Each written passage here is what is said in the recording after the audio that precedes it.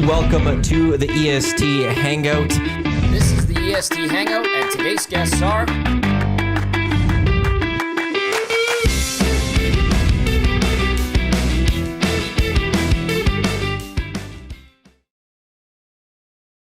They are. A good Friday morning to you. Welcome to the EST Hangout here on Edmonton Sports Talk, your clear choice for Edmonton sports. One thing I didn't do as we started the show was get the camera nice and tight for those watching on YouTube. There we go. Matt Iwanyk with you here on Edmonton Sports Talk, your clear choice for Edmonton sports on EdmontonSportsTalk.com. Tune in iHeartRadio, as well as for those watching on YouTube. Joining us today, we got Jeff Krushell from Krush Performance. We got Steve Sandor from Edify Magazine, as well as does some work with the Canadian Press. Gents, thanks for coming in. Appreciate you. What's the hat today, Steve? You always come in with a different hat. This one's a red W on a blue. I don't know this one. Actually, there's a story behind it. It's a Westlock Legionnaires cap from Westlock, Alberta. 1995, I was a very young sports reporter, a cub reporter with the Westlock News. The Westlock Legionnaires were like the team in town. They were like the U15 team that played at the time AA ball. They were kind of okay through the season, like a 500 team. And, you know, you get to know the boys and the families because you're going to their games and doing the, early days of sports reporting. It's fairly casual, and you get to know the families. And, I remember the pitcher, his name was Brad Melnick, and I don't know if Brad is out there now, wherever you are.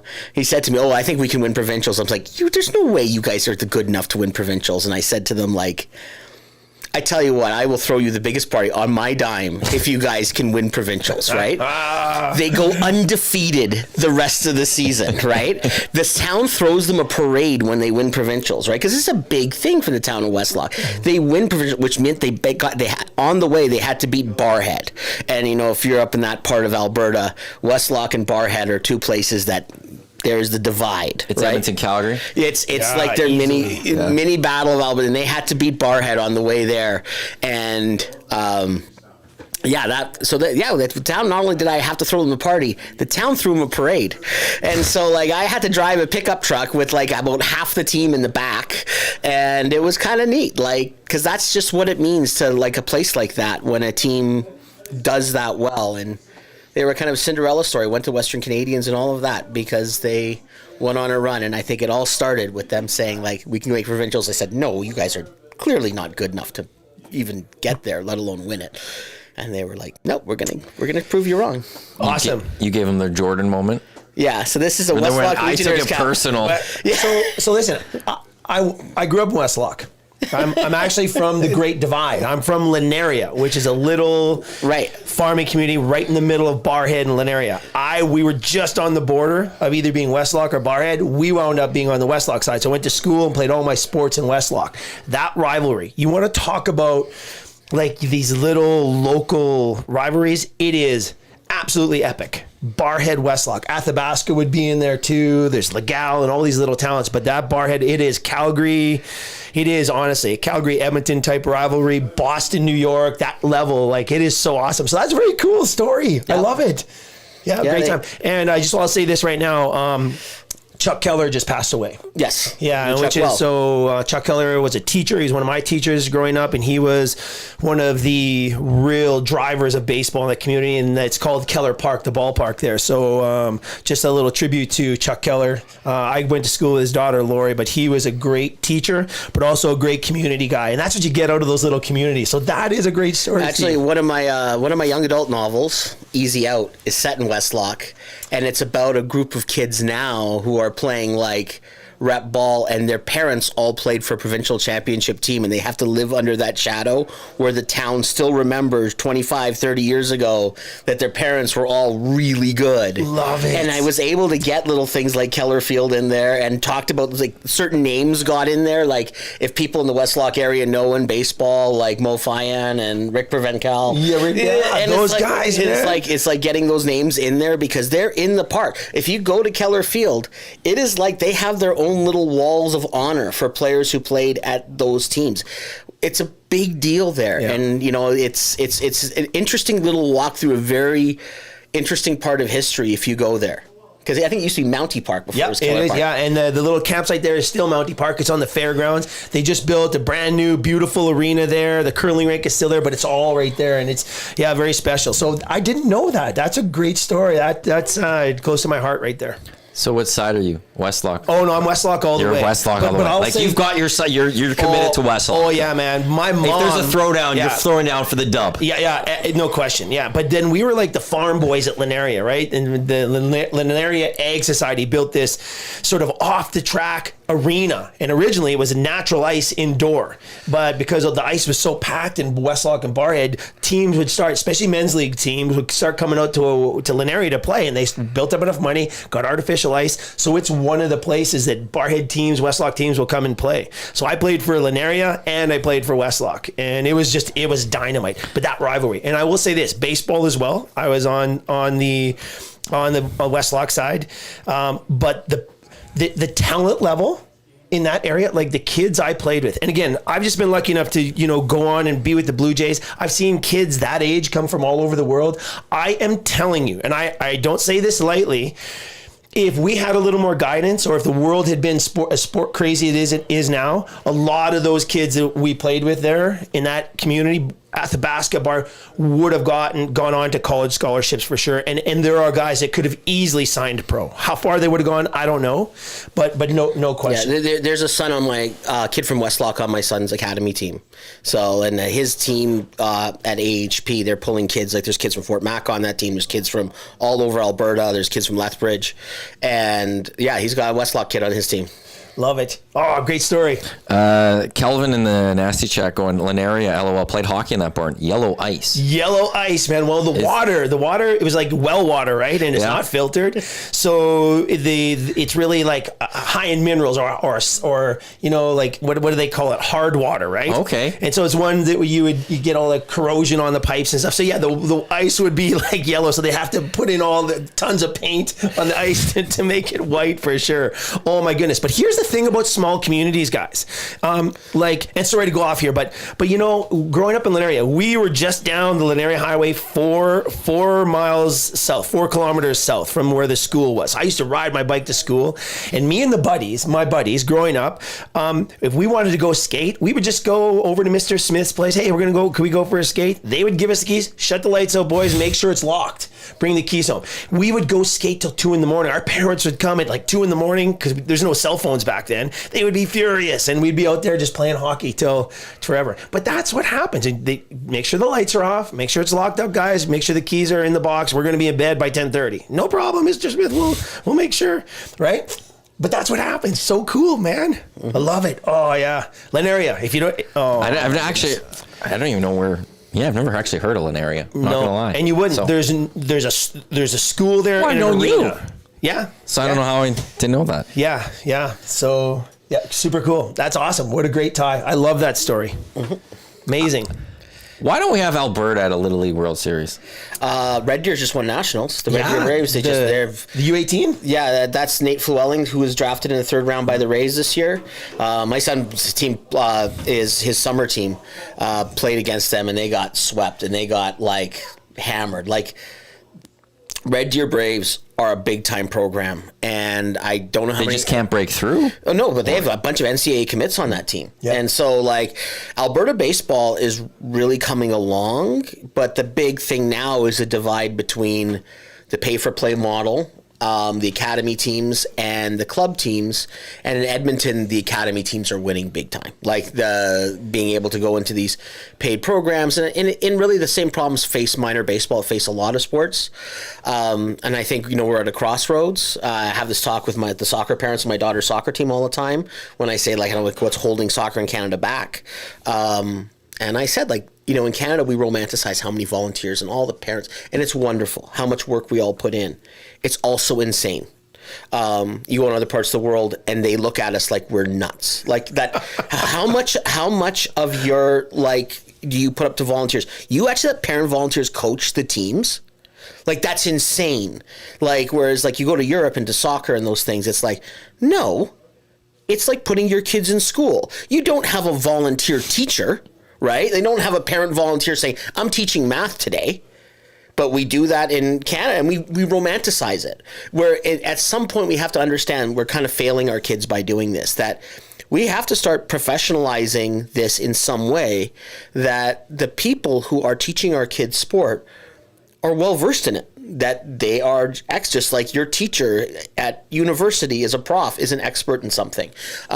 So in a way, the volunteers are wonderful and whatever, but they will keep us at a certain level, right? Until parents have decided the academy model, because most of the academies in Alberta for baseball are guys who were either played high college ball in the States, or have a lot of professional coaching background, and the difference between the two, it's night and day in terms of that. And in fact, a lot of the more successful club teams like Red Deer, they're affiliated with academies, right? So that the players go to an academy in the winter and work there, and then they come back, they play for the club, and they're 12-month-a-year programs. And that's why Red Deer is so successful. St. Albert Cardinals have another exceptionally successful program. Parkland Twins. The most successful programs that we have in this area on the club side are not actually in the city of Edmonton. They're all on the outside. Parkland and St. Albert, everyone knows their reputations they speak for themselves. Special people there too. In each of all those programs, there's special people driving those programs. I think just about everybody there,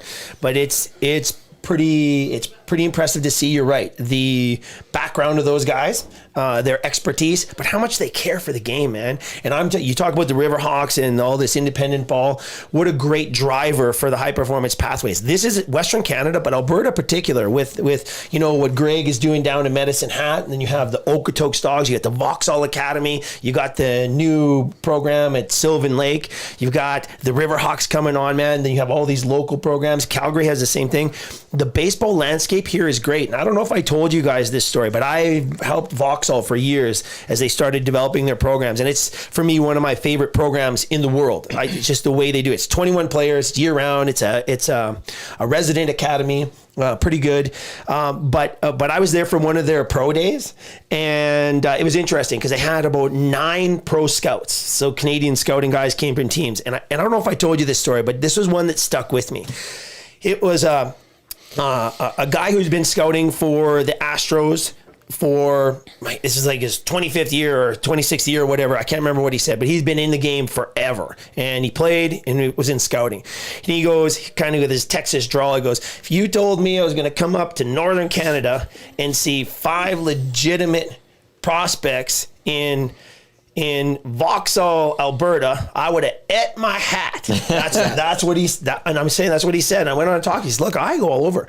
He says every team has eyes on Canada because these kids are nitty gritty. A lot of them have hockey background. They know work ethic, and not to generalize, but this is the kind of things they're looking for. But that's what they're finding there. And that has a lot to do with those special people in these communities. Yeah. And then right now, like my son went with AHP, his academy. They went to Seattle in May for a big sort of Northwest tournament. Teams from Seattle, Portland, Spokane. And they weren't expected to do well. And they actually got to the Final Four. But my son said it was like the best weekend of baseball in his life. But the Americans look at us like we got a second head. They were like, why does your team only, because we switch to an aluminum bat when we go to the States. Because in Canada. What do you guys play here? After age 15, you have to use a wood bat. Yeah. Really? Yeah. So and it's an NCAA. Aluminum, yeah. It's aluminum. So, and it messes you up because the aluminum bat is so much lighter and so much more forgiving, right? It is it's night and day to swing it. And they were wondering, the American parents were looking at our team and saying, why are you guys sharing 3 aluminum bats? And it's and they looked at us it's slow pitch team right there. You just hang it up on the fence for the next person. And then of course a couple of our kids go back to you because they're not comfortable with it. They're just not comfortable. They don't feel normal with it. And they're like, are you guys using wood bats? And they're like, yeah, because you have to. If you came up to a tournament in Canada, you'd have to all have your own wood bats. And they were looking at me like, that's insane. We thought that only happens once you become pro. It's no, in Canada, we don't do it that way. Why do we do wood bats here? Safety was a big part of it. For which part? So Canada does wood because there have been stories of comebackers absolutely killing minor league pitchers. Because so why isn't the States doing that? Because they've looked at it. There's certain states that have looked at it because some of them are, but the thing is, it's big money. A lot of the NCAA programs are sponsored by those big bat manufacturers, and it's a different set of players, right? But could you get have the your same Eastons, sponsorship from the wood bat sponsors? You have your Eastons and such in the aluminum bat thing, where you have a different set of big players in the wood bat side, right? So the wood bat thing is so personalized. It is aluminum bats. I think the kids, they find that they can mix and match and switch, and it's not that big a deal. But the wood bat, when you find one that you like, it's like the hockey stick. It's like you see NHLers with the stick that they like. It's very personal. It's very like how I like the flare on my handle, what I like, and I know like my son is like 32 flared handle, end loaded.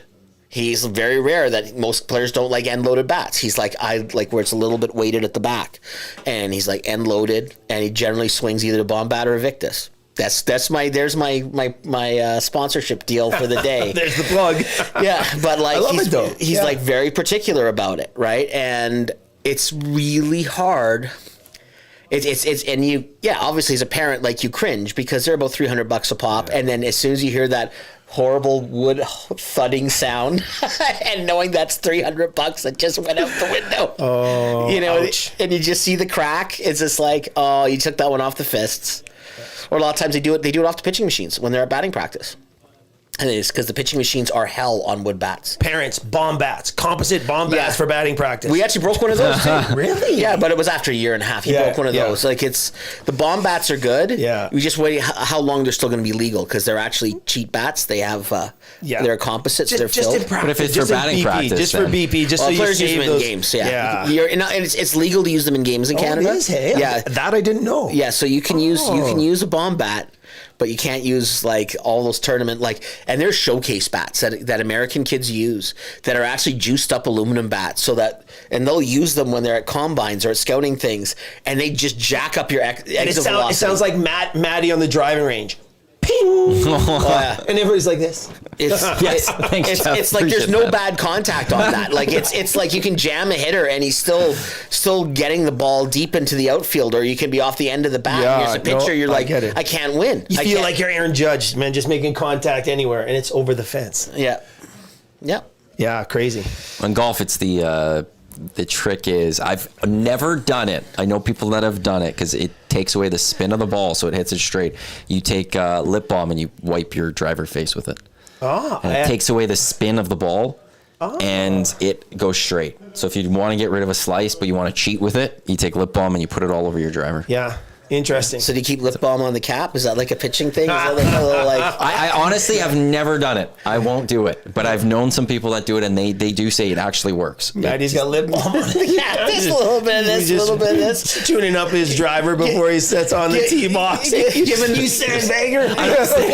Giving the old Doc Ellis to like. I'm just wiping off the grass. Don't worry. Just cleaning my club, guys. Just cleaning my club. There was my pull for the day. The Doc Ellis. The Doc Ellis on the cap. Yeah, I love it. Hey, so sorry. No, go for it. But this conversation is actually quite important, right? Because we talk about all these pay-to-play programs, and then we look at the cost of youth sport, okay? And I think sometimes parents get caught up. So we're working with a lot of young athletes. So being back in Edmonton, being grounded a little bit, not traveling with the MLB as much or working with a pro team has, for me, actually been really, really cool. Oh, yeah? Because now we're starting to get into working with some younger kids, 14, 15, 16-year-olds, and counseling their families about just understanding the long game of development. And I'm with you on the coaches. Either we have to really do more to support our volunteer coaches, or we've got to somehow come up with a system where they're getting compensated for their time, with the caveat they have an expertise. And I think the biggest thing for me is just understanding the pathways of development, man, because we're seeing 12, 13, even younger, 10, 11-year-olds training like pros, and it's insanity, right?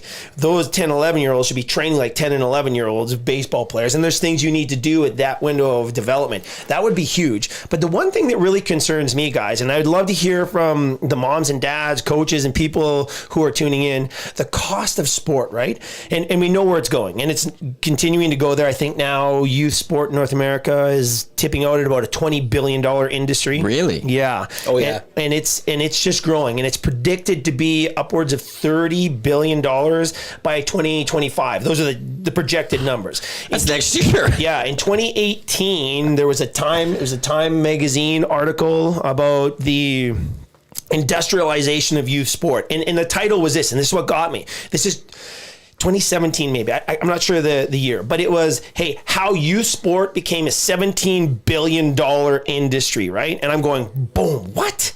And I'm going, holy cow. And then they go on to talk about, hey, the revenues in the NFL, not even close. MLB, not even close. NHL, not even close, right? But they're going, youth sport generates more revenue than any professional sport on the planet. And it's just growing. And that's the private lessons, the academy teams, travel teams, year-round sport, which is a massive problem. Not one that we can't overcome. We just have to have a better understanding of it. But are you, as a parent with young kids in sport, my kids are older now, they're not in it. So we were kind of on the end, we ended on the front side of the madness. So you're in the heart of it. As a parent and the parents, are you guys concerned about the cost? Because the academy programs, there's so many good things about them, but the cost to these parents, man. It's something I'm touching on in my book a little bit because I'm writing this book about race and hockey. And of course, the financial barriers to hockey are a big reason that hockey remains very upper class and white, right?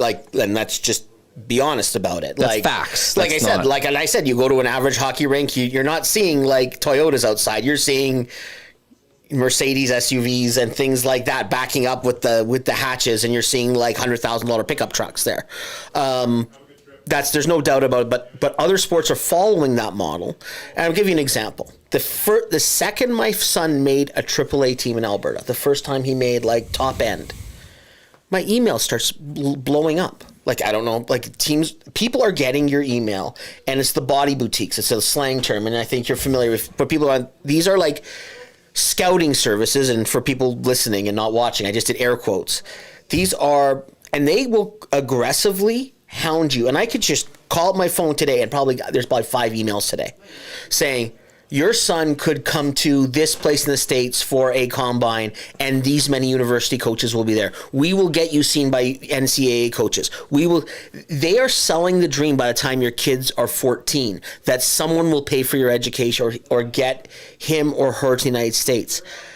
This is the dream that they're selling parents. It's not about, parents know that being a professional athlete is probably a big stretch goal.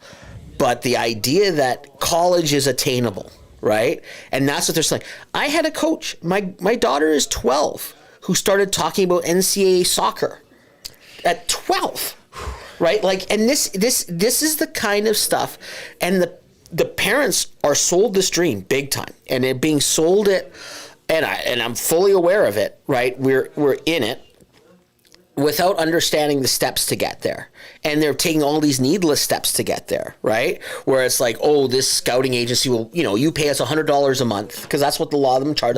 You buy a subscription, and they put your kid on a website, and they make them look good. And I remember one of them called me, actually went as far as to call me. And I said, have you ever seen my son play? You have no idea what kind of player he's at. You have no idea. You're just looking at numbers, right? Because through our academy, we post numbers, right? And coaches are huge on numbers, right? It's like, what's his 100, what is his 60 yards? What is his exit velocity? If he's a pitcher, what's the velocity? What's his spin rate? They care about this stuff, right? But it's so crazy and numbers driven that the kids are just, it really. The thing that's come out of baseball is that it's so in the cage numbers driven. Yeah, good point. They don't tell you if your kid has any baseball sense or not. Like, I've seen kids who look fantastic in the cage, can't hit a curveball. They'll never hit it. And I've actually seen the way unless they reconstruct their swing, they're never going to hit. They can't hit a changeup if their life depended on it. Or they can't catch up to anything over 80 miles an hour. They look great in the cage when the ball's coming at them at 75 miles an hour. But then when all of a sudden... Straight as an arrow, right in the sweet spot, right? There's a kid, and I'll name drop because I think this kid, that he was younger, and I think he just got invited to the Blue Jays Combine that my son's team played against this year. He plays at Weber Academy in just outside Calgary in Springbank. They have this facility. If you ever are driving out in Springbank and see what Weber Academy has built for baseball just west of the city, It is like this field of dreams in Springbank, which is already the second richest neighborhood in all of Canada, after I think only the Bridle Path in Toronto. I think Springbank is where the Mickelson National Golf Course is. Yeah, and it's like and they built this field of dreams out there. But there's a pitcher out there, Weber Cat. His name's George Hobbins. And I mean, my son said to me, he goes, toughest pitcher I ever faced. Comes at you about 90, right? But it's not that. It's the breaking stuff, because you have to respect the 90. And then he comes at you and he throws a curve like I've never seen, right? And he said, like, at my age, at my level. And it was, so if your parents are listening, whatever, I just gave you some smoke. There you go. But these kids are so well versed, and a lot of this stuff you can't find out in a cage. Like, a lot of this stuff, like how you deal with pressure, how do you deal with like hitting with runners on base, and a lot of this stuff, because Alberta, because of our weather, is so cage driven. The one thing that they don't know a lot about is like infielder range, outfielder range. Can you get the balls in the gap? How good are you as a shortstop? How good are you plugging the hole? Like, can you turn a double play? All of those things, because you just can't do those in the indoor environments as much. And I know the coaches, especially academy coaches, all the tryouts and things like that are done indoors in cages. Yeah. And you can't tell. Like, if you're a slick fielding, fast kind of player, you're really at a disadvantage now. Like if you're Stephen Kwan, you're going to struggle in Alberta, because it's cage based, and they don't care that much if you're a great contact hitter and a great on base guy and a great fielder. You know, you'll be great if you're a power hitter and you can hit 75 miles an hour. Most of us can't. All the kids can. It's like, can you hit 90? Can you hit a curveball that moves? How badly do you get fooled by the changeup? This is maybe a stupid question, but does the machine only do fastballs type thing? Oh, or no. Can they do curveballs? Can those machines do? You can set them up to do almost any pitch you want. Really? Yeah, depending on which machine it is. But no, there's actual curveball machines. You can set it up for knuckleballs, breaking pitches. You can set them up however you want, for sure. But it's not. It's not the same as timing the pitcher. And that's a brilliant thing about good pitching coaches and having a good pitcher is they'll change their cadence, they'll change the timing to throw the hitter off. It's one of the epic battles in sport, right? But that's baseball, but we're seeing it everywhere. We know what's happening in hockey, right? With all the academies and stuff that are going on. But I have some friends who have their daughters in volleyball. And I got another buddy whose daughter's in dance. And I got, the soccer thing is really starting to come on now. And so there's so many avenues for parents, so many things grabbing at the parents, I guess. And these scouting platforms is not just baseball. It's everything, man. I'll just say that my spending on my two kids, if I put them together, because the travel is also, and we're getting to the point where like the 10-year-old and 9-year-olds are traveling so much, and they don't understand, like, sports is still scheduled too for parents who work Monday to Friday, 8 a.m. to 4 p.m., 9 to 5, right? Practices, 6 o'clock Monday, Tuesday, Wednesday, Thursday. We have a tournament, we're leaving Friday afternoon, we have a game Friday night, we have a game Saturday, Sunday, leave Sunday night. But you're like, if you own a restaurant, if you work in emergency services, if you have any kind of job, which in today's day and age happens with a lot of people, you own your own business. You're like, I can't get away. I own a restaurant. I can't leave Friday, Saturday. Like, I can't. And then there's the cost of the hotels, the cost of travel. Like this year, I said my son went to Seattle. His club team, they went to Montana. They goes to Kamloops I've been to Kamloops so many times in the last 2 years. Like, it's beautiful. The temporary resident card. Yeah, like I feel like I can, like, I know that road like the back of my hand, right? Like every stop, what are the good places to stop, where you can get to eat. It's $1,000 a weekend. It's more than $1,000 a weekend. More than $1,000 a weekend. Like it's easily, like, the travel alone is, I'm looking at about 10 grand in a year, and that's not registration fees. That's not equipment. That's not like the fees. So I think, like, the idea when people say, "Oh, soccer's cheap," not anymore. It's cheaper than other sports. But the idea that, it's an easy entry-level sport anymore, it's being priced out of the range of everyone. That's been a common issue in the States. People are complaining a lot about that, is that it's become there's so much money to get into it, that's why they're also struggling, is they're not welcoming the other people to play soccer. And that's why they're struggling a bit, is that it costs way too much. They found a way to take the biggest game of the world, which is actually the most affordable game in the world, and made it expensive. And we have to ask like Victor Hedman wrote a great piece a couple of years ago about the insanity of rep sports, of rep hockey in Canada and in the United States, saying because in Sweden they don't even play rep sports till they're 14 years old. Yeah, they don't touch it. Like he said, we didn't leave our towns. Like, we're told to be kids. And Norway's the same. There's over 100 Swedes in the NHL in a place that has no rep hockey. Sweden's population is about 10 million, so it's about the same size as New York City. If there were 105 players from New York City in the NHL right now, we'd be like, what are they doing in New York City? That's like in New York minor hockey. That's so great. But we just kind of accept, the Swedes are good. But the Swedes are like, you don't need rep hockey. All this dry land training stuff when your kids are 9 and 10 is useless. It's crazy. It's just useless. Yeah. And you're putting so much pressure on your kids. And what's happening, we're seeing in sport now. And it's a huge trend. This is one of that registrations are declining. But we're seeing that when kids burn out and quit, they don't like the sport anymore. Yeah. Like, they leave when they're 13 and they're like, I hate hockey. And this is going to be a problem down the road when they're not becoming Oilers fans, when they're not playing pickup hockey with their buddies or beer league, or calling the rink in Linaria to say, hey, we just want to skate until 2 a.m, right? They're not doing that because they're done. When they put the skates away and hang it up, they're done. Yeah. And it's because they've just felt the pressure. They felt nothing but the scorn. And like Hedman wrote, some of these things he's seeing, we have these tournaments, 9 and 10-year-olds, parents are paying $50,000 to $70,000 on some of these programs a year. On what dream? On what dream are you doing this? And as someone who's living it, because I'm part of it, right? I understand I'm part of it. I get the emails all the time. It's almost like if your kid is decent, it's already, these expectations are being thrown at you. This is what you're a terrible parent if you don't put your kid in this academy. You're doing this. But the problem is that at the other level, as I said, too much of it's run by volunteers and well-meaning and wonderful people, but who are ill-equipped to handle. And on my son's club team, I'm not going to get into it, not on air, but there were some very serious, you smile because you know the story. There were some very serious structural issues. And I know deep down inside, the reason these structural social issues became such an issue on his team was because the coaches aren't equipped. They're not professionally dealt to equip with this stuff, because you're putting parents,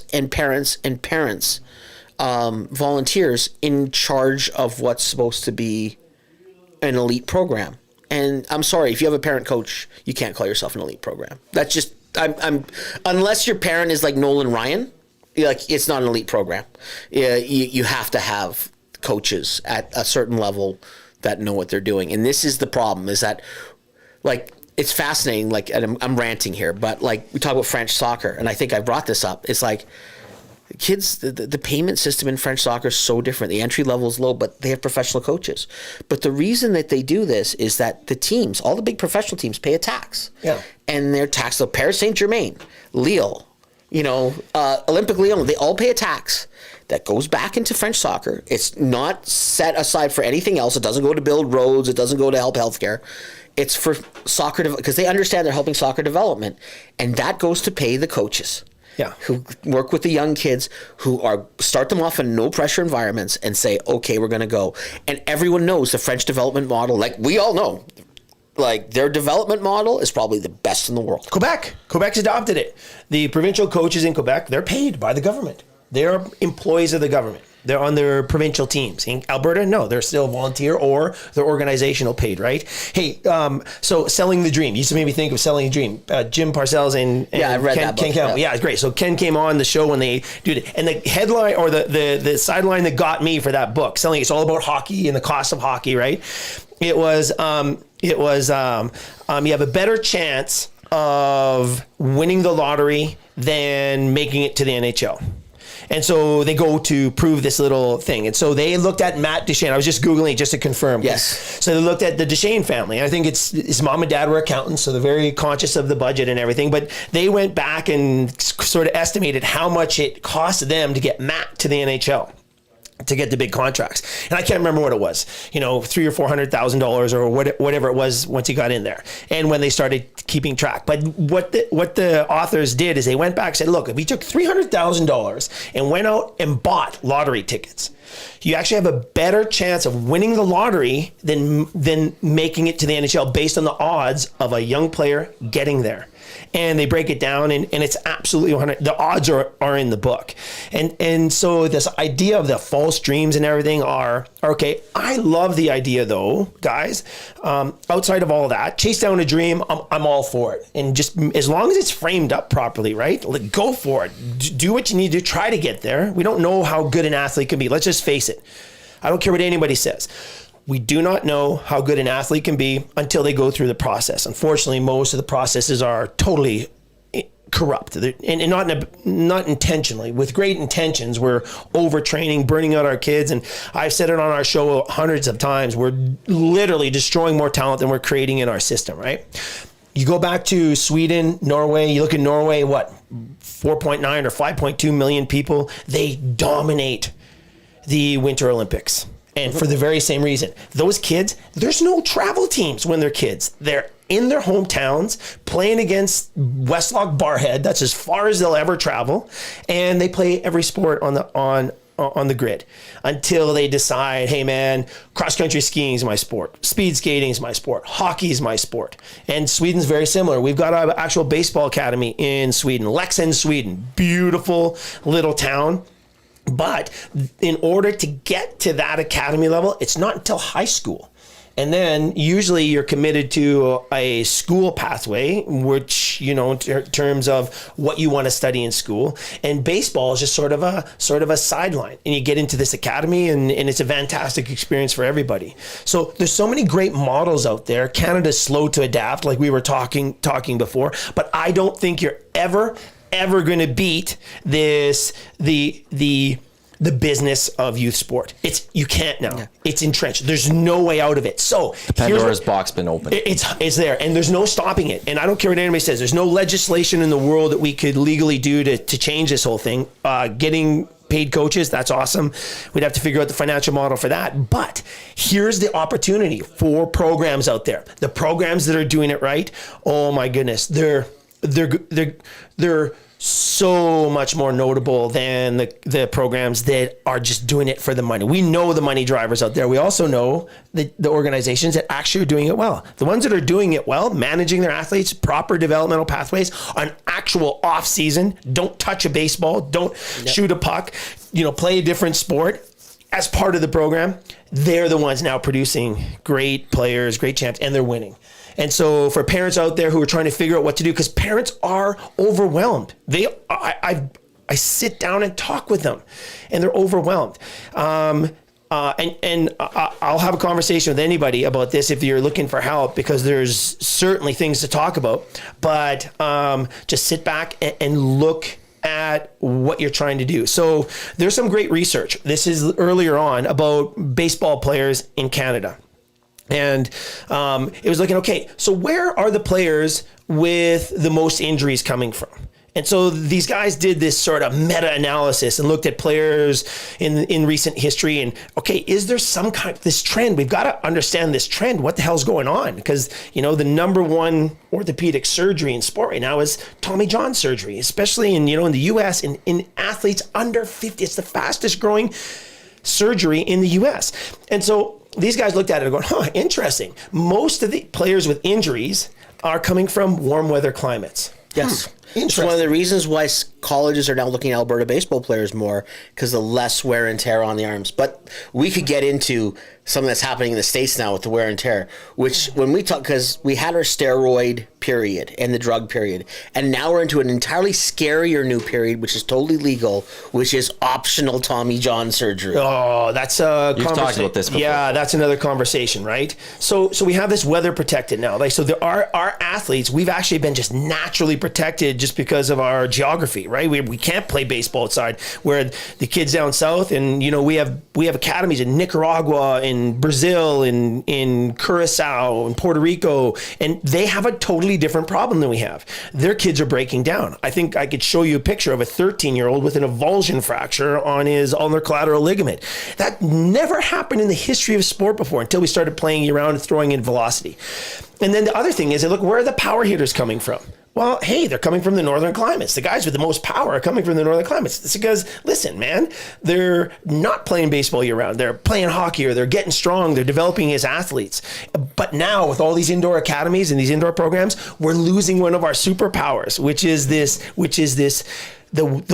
the geography, the weather, the change of the seasons. Now baseball's happening year round. So just a shot out there for parents, something to think about when you're in the developmental pathway. There's a time to specialize. One thing to ask it, and I'll say this about Taylor Burns and the work he does with the AHP Academy, because Taylor had serious arm injuries when he was a college pitcher. And he understands overuse. And one of the first things to talk about, if you're going to choose to go to an academy and choose a coach, one of the biggest things you should talk about is overuse. And if they are okay, like having your pitchers go all, then you're like, this is not the place for them. He's big on making you rest. And actually, he's gone as far to say, when he sees coaches in Baseball Alberta try to skirt the rules, because there's pitch count limit rules, and we've seen it on our team, where there was one kid who threw 160 pitches one weekend. Criminal. He's 16 years old. For me, it's a form of child abuse. That's exactly what Taylor called it. And this is what I'm name dropping. If Taylor's listening, I just name dropped you as well at AHP. But it is crazy. So you have to go into a program where they talk about management. I just was looking at my phone, guys, because I wanted to show you guys. I'm just to read out a few. This is just the last few days, emails. IMG Academy, free workshop for Tate. Tonight, the IMG Academy and workshop, Tate. Recruiting with Alex. Hey, Tate and family, Alex here. Would you like a better baseball recruiting plan? Terry Date College coaches are digitally recruiting 2025 graduates. Tate, it's time to schedule your free recruiting assessment. Best in U.S. showcases. Tate, you're invited. This is all in the last 2 days. We should start a parent counseling. Prep baseball. A future full of talent. Coastal Carolina baseball spotlight. Tate, would you like to be there? Tate, would you like to? Have you seen the MLB Stadium events that are coming? This is Exact Sports. A few roster spots have opened up with our camp. Would you like to come to the States and join it? This is the open solicitation I get, that it literally overwhelms. And I'm talking about someone in my line of work that gets hundreds of emails a day, where I have my own email stream. I feel like an agent. Like, it is insane. He is 16 and he is on all these lists. And they're sending, these are what we call the body boutiques. And this is a huge part of that $20 billion, $30 billion industry, where they want me to say, $100 a month, and you will act as my kid's rep and get them in front of college coaches in the States. When that doesn't work, in the end, it's coaches, it's relationships. So you want to go with coaches. So well said. So it's like I said, Tate's coaches that he has in his academy are guys who played in American college ball. They have relationships with former players who are now coaches, or former teammates, or guys who are, their coaches, or people who are in their conferences, and they make those calls. And instead of like being, I've got these numbers and we're representing this kid for whatever a month and we've never seen him play, they can actually tell, this is what you're going to get. This kind of character, this kind of player, this kind of work ethic. Amen. Right? And it's like, you have to, like, before you make these decisions, because the pressure's there, and I understand parents, if you're going to spend, and I'm not talking thousands, I'm talking tens of thousands on your kid's athletic future, you gotta talk to these coaches. You have to interview them. You have to be, and they have to be willing. If they're not willing to do that, then that's a red flag. Like, talk to them and understand where they're coming from, what their philosophies are, what their track records are, as well, because there's so many that promise the world and they can't deliver. And there's so many that are smaller programs that, wow, they have this real track record of success. Why is that? And they don't have to blow their own horns because kids just come to them. And that's what I'm talking about, Steve. Yeah, those are the guys that have it put together and they understand the landscape. And that's what parents need to search out. I'm with you. So well said, man. Yeah, it's like you have to, this is like, as I said, like we don't treat it like, if you're that serious, it's like sending your kid to school. Like you have parent-teacher interviews. Like at my son's baseball program, they do that. They bring the parents in and they have a chat. Like, how is he coming along? And it's not just about baseball. It's like, how's he doing outside? How's his schoolwork? How's his, social kind of acclimation? Does he have a life? Right? Because the other thing is that when you're, and this is something throughout their parents, it's like your kids sacrifice a lot. And like any athlete you talk to who's a professional athlete, and you talk to them about their maladjusted teen years, especially nowadays where kids know what it takes. Like, talk to Connor McDavid about his maladjusted teen years. And they were. And there's no doubt about it. You don't have the same kind of social relationships. You don't have the same kind of time. You're away all the weekends. So when your buddies are hanging out and having field parties, you're away at some tournament. And you have to learn that sacrifice. And there's that pull. And I know my son's going through that right now with his friends, realizing, wow, I have these really 3 weeks of off season. And do I squeeze a bunch of living into that? But then it's like, well, but you're going to have to train on August 31st. And like, are you ready? It is a big sacrifice. And I think a lot of people, when they see athletes make the big money and what have you, the few that make it, and they kind of go, oh, they're making all this big money. And it's like, well, but the reason is they do sacrifice quite a bit. They sacrifice quite a bit on the way there. And then generally once your career is over, you have to rebuild your life again, because you have to adjust to being a normal human being. Yeah. This is the EST Hangout. Matt Iwanyk, Jeff Krushell, Steve Sandor with you here on Edmonton Sports Talk, your clear choice for Edmonton Sports and EdmontonSportsTalk.com. Tune in iHeartRadio as well as those watching on YouTube. Where do you guys stand and come on, though, like with all this development? Like Summer McIntosh, who had the great Olympics, she's in Florida. She trains in Florida. We send a lot of guys and girls to the States and let them almost do the development. Tennis is the same. You can is only that the right model? Like let America do it almost, and here's grow them to. It goes. I think it goes back to what Steve said. Like, if you have a kid that's just driven, right? I'm all for supporting that without question, right? And so at some point, you're going to have to figure out what the best opportunity is for your young athlete, and sometimes that is going south. I mean, there's so many Americans coming to Canadian hockey academies, for example. Oh, can you imagine getting to a Canadian hockey academy? That's losing some of its, charm, because the hockey in the U.S. is getting so good. But I don't have a problem with that, right? I really don't. If that's the avenue you feel you need to go to help your athlete achieve their goal, if the opportunity is not here, because at some point, you have to break out and take that opportunity. The reason is why I think the better question is you go to the root cause. Is it the right route to send for Summer McIntosh to train in Florida? Or should the question be, why does she have to go to Florida? Right. And that's the reason is why, if you're a top end swimming coach, what's the chances you're going to get paid pretty well at a Canadian program? Well, but the or like be able to, and so like if you're top end swimming coach in an American program, you're going to get and so therefore that's where your career. Why are there not coaching career opportunities in Canada? And again, it goes to breaking through this whole volunteerism. We get back into that whole glass ceiling we put on coaching in Canada when it comes to these sports, and that's why a lot of, like you're saying, individual sports, tennis, swimming.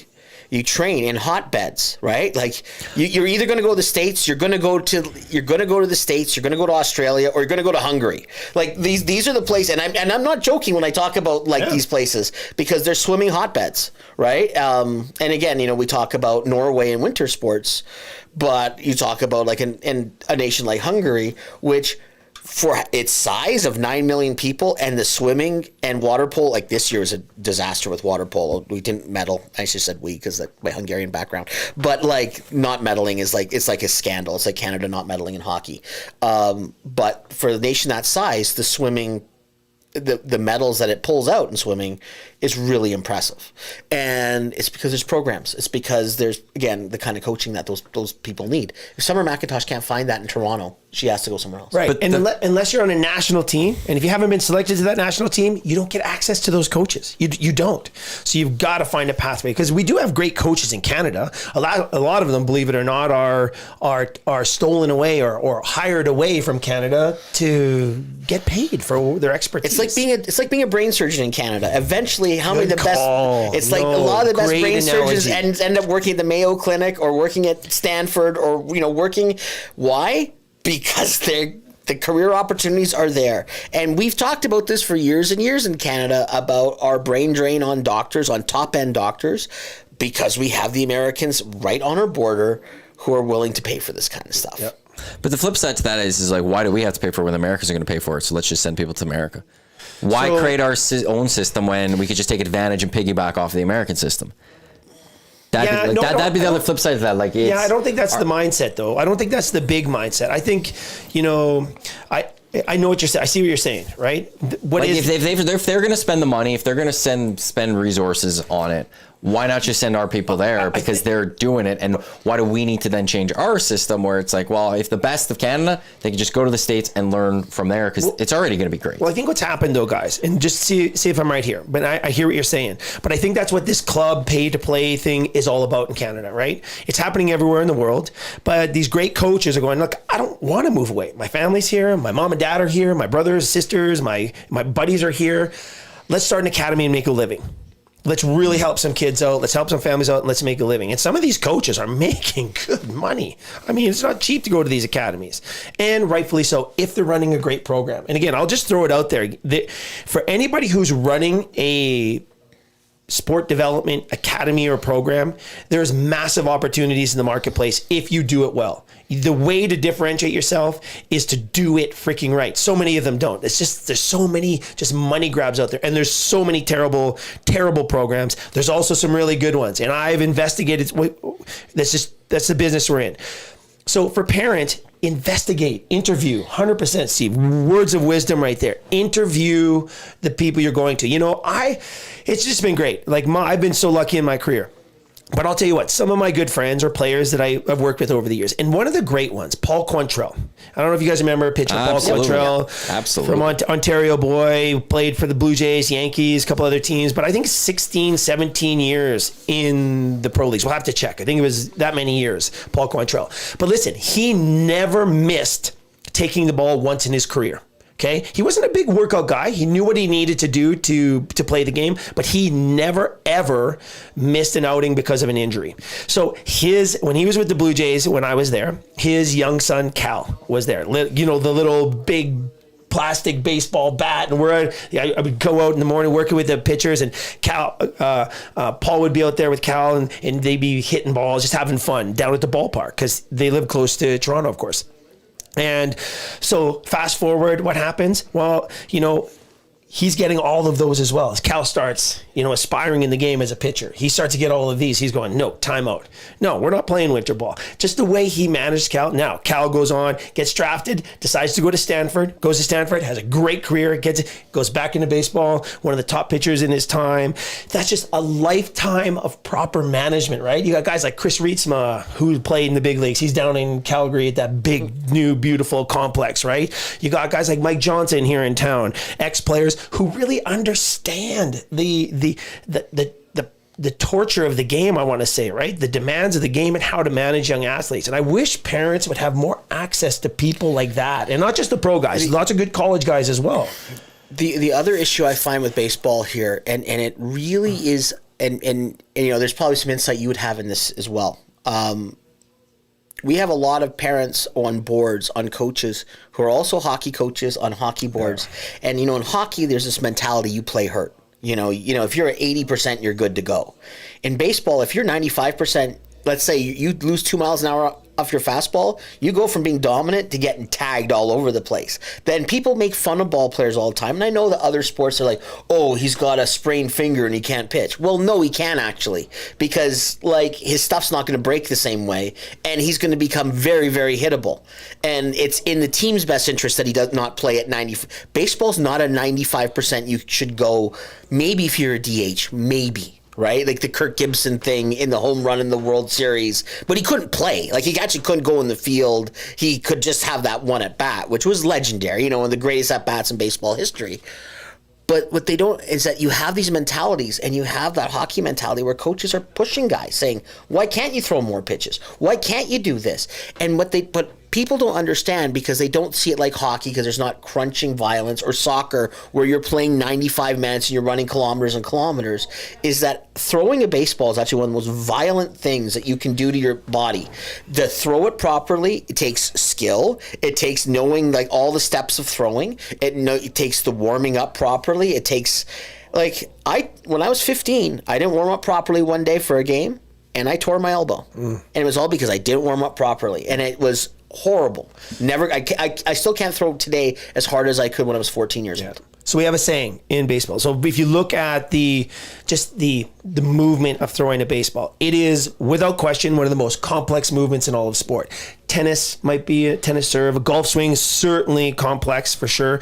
But if you match that with the stresses that you actually encounter while you're throwing that ball, it not only is one of the most complex movements left unchecked, it is without question the most dangerous movement in all of sport. And even throwing a football doesn't quite compare, simply because of volume. So you're 100% right there. And that's something baseball parents need to be aware of. But that's a long-term thing. You need to manage that from day one. And pitch counts, by the way, everybody, are only one piece of the puzzle. We're missing so much. It accounts for the volume. It doesn't account for the intensity of the throw. If you have let's say your 13-year-old son, let's say the average 13-year-old throws 55 miles an hour. Let's just say, I don't know what it is. Let's say 55 miles an hour. But your son throws 72 miles an hour. And they're both allowed to throw 80 pitches in a week. Well, that 72 miles an hour is exponentially more stressful than 55 miles an hour. So that's something we're missing. And then the frequency of throwing. But then also there's another factor that we just, because we don't understand it well enough, the movement efficiencies. If you don't have a good movement when you throw, your risk of injury it's exponential. And we don't even have the answer to that. But then there's another factor. When your young athletes are growing, and this goes for any sport, when those long bones start to grow rapidly, your athlete is at the highest risk of injury of anybody in their sport. And so when you see these young kids starting to grow, you have to be hyper vigilant in managing their recovery time, the amount of work, and what kind of work they're doing. And that's in every single sport. There's a great article a couple of years ago about the NBA and young players coming into the NBA. And the title was awesome again. And I'll put the links up. Parents should read these articles. It says these kids are ticking time bombs. And it's just all these NBA experts talking about, look at these kids coming into the draft. And they're like, this 23-year-old or this 21-year-old kid that just signed and made it to the NBA looks like our 32-year-old veterans. He's so worn out. Like, this kid is broken before he even starts his career. And that's because we're insane. But because we don't understand the management, the long-term management of our athletes, right? So I'm just lucky enough right now to be working with some young baseball guys in town, helping some families out, and some young hockey players, actually helping out an agency here. It has been a tremendous experience for me, guys. So we've taken these kids, looked at their calendars, and they're all broken. They're all injured, sore. We cut their work in half, and these kids are going nuts. I say, hey, learn to play guitar or take pictures or do something in your free time. Not gaming. Gaming, this will be your time for game. But and now they're all heading in. Our baseball guys, thank goodness, have had great seasons, 100% healthy. Our hockey guys that are now going to camp, and some of them are going to pretty elite level camps. The feedback is just, I've never felt this good before. And it's not magic, it's just managing these guys. So we're up against it for sure, but it's just, it's the responsibility now of the parents. And again, they're so inundated with opportunities that I think sometimes it's incredibly overwhelming. Yeah, as I said, that was just a small snippet. That's crazy, man. And you saw it, right? I saw it. It's like, just, you come to these camps all the time, and it's just because as soon as you get on a roster, as soon as they see, okay, so like he was on Alberta games last year, it's like we noticed a surge as soon as that roster was announced, right? That, okay, he's on the Edmonton zone team. Great achievement for him. We were super proud, and it was like the emails start, right? Like who, and it's like they just, just keeps coming. It These just keeps coming. These hockey kids, these families, and I didn't know about this stuff, guys. I'm just, I guess I'm just guilty of being in my little bubble.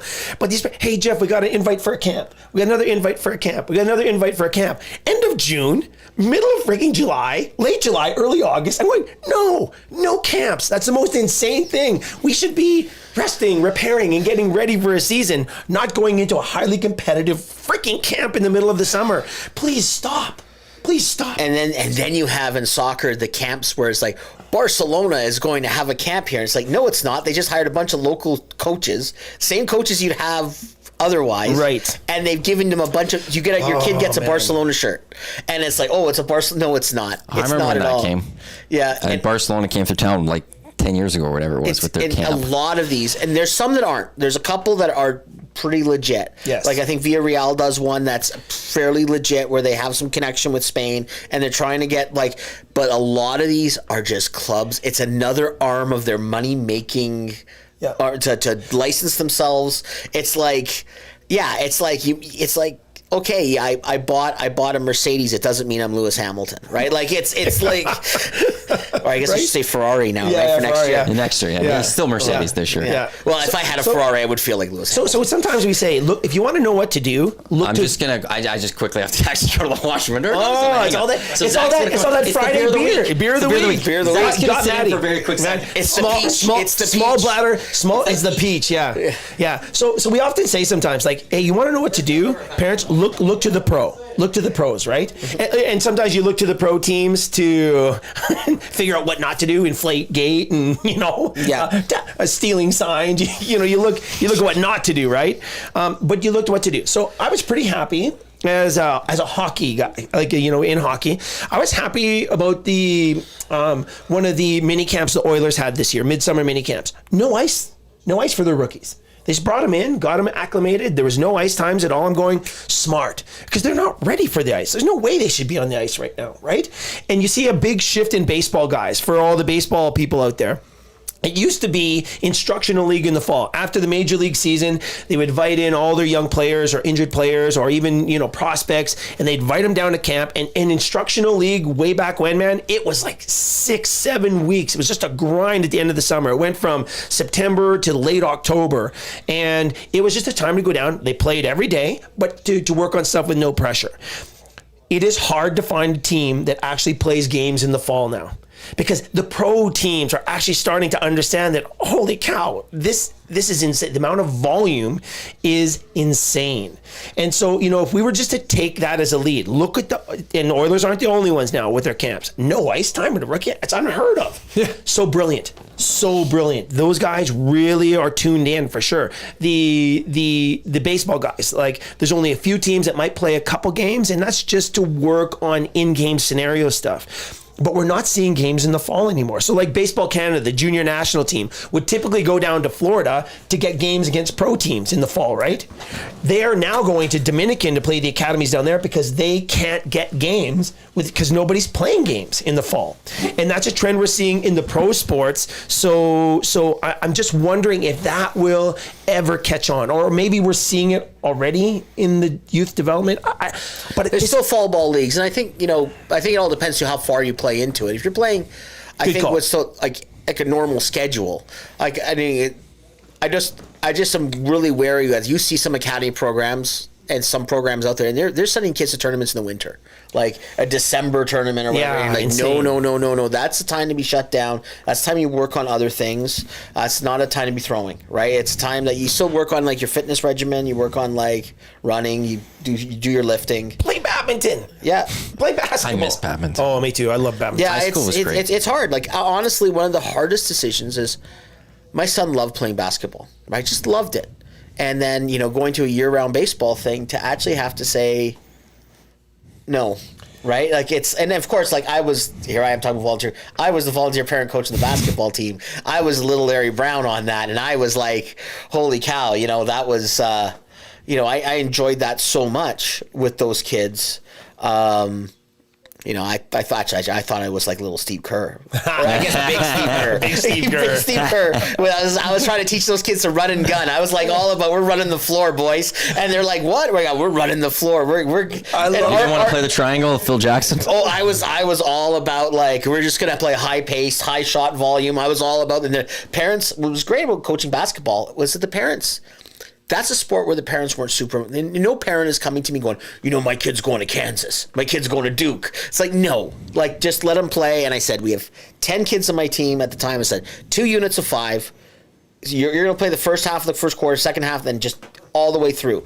I put them in 2, like what I thought was a fairly 2 balanced rotations of 5. And I said, if everyone shows up, it's going to be simple rotation. I don't have to think too much about it.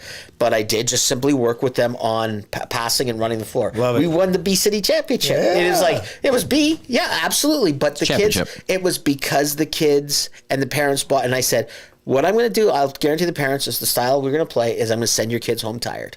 And that means, they've worked, they haven't sat on the bench. And like, I had parents that he passed out in the car on the way home. Like, and they were like, no, thank you. Because like other teams, it was like sitting on the bench, a lot of static. Oh. It was like, because I said, we're run and gun. Like it was funny when there was an interview, they said, well, do you want to be a coach? And like, we're short on coaches. And I said, well, I haven't coached basketball. I played and whatever. But like, I said, like, and I actually had to know the rules, like what defenses were allowed in junior basketball. I said, can I play 40 minutes of hell? And the administrator said to me, the fact that you know what 40 minutes of hell is, he said, is like, makes you overqualified for this. I said, but can I do it? And he goes, I don't think there's a rule against it. And I'm like, I can play 40 minutes. Just Nolan Richardson is Arkansas, where you play a full court press the whole game long. And you're just trying to like basically just wear the other team into the ground and hope that your fitness level is outside. I'm like, I can play 40 minutes of hell. And they're like, yes, you can play 40 minutes of hell. I think for us it was like 36 minutes of hell. But it was like, it was like getting the kids involved and stuff. But that was the big thing. Like, as a coach, that was my biggest thing, is everyone getting good playing time. Because they were 11 at the time, right? And it was like, are they getting something out of it? Do I see their skills developing? And that's the most important thing. I'm not thinking bigger picture than that. Like, there shouldn't be. Are they having it when they come? Are they looking forward to come to practice? Are they do I see they're looking forward to games? Right? And a lot of it, when we're that's a big part of that question too. We are squeezing the fun out of this. Oof. Boy, have we squeezed the fun out of this big time. We're just not letting kids play for the sake of play anymore. And it's, we are killing them with structure.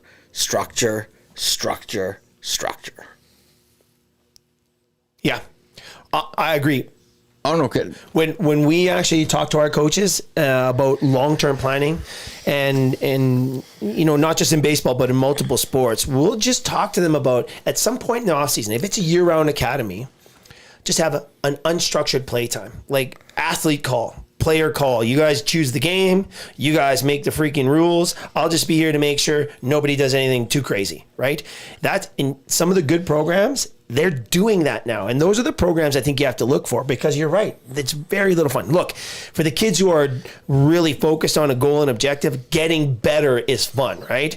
But I always talk to my guys, even my pro guys, about, hey man, let's go out there and have fun. And one of the guys pulled me aside and said, hey man, you got to be careful how you define fun, because we're not out here to, pal around and giggle and, we're trying to win a championship. I said, no, I get it, man, but we're going to try to keep the days enjoyable. Let's make sure we're working towards our goal every single day. And so defining that word fun is so important, and it's different at different levels of the game and maybe different for different athletes. But it's right. The fun is missing. And it goes back to that, the Amanda Visick at George Washington University, the fun maps that they did. It's one of the most notable looks at why youth athletes play sport. And you can go look at it. But they came up with 81 sort of fundamentals, 81 factors that came from the mouths of these kids on why they play sport. Winning wasn't even in the top half. There's a book by Mark Hyman, I think it's called Until It Hurts. Yeah. About the pressures of playing minor sports and kids playing through injuries and all of this stuff.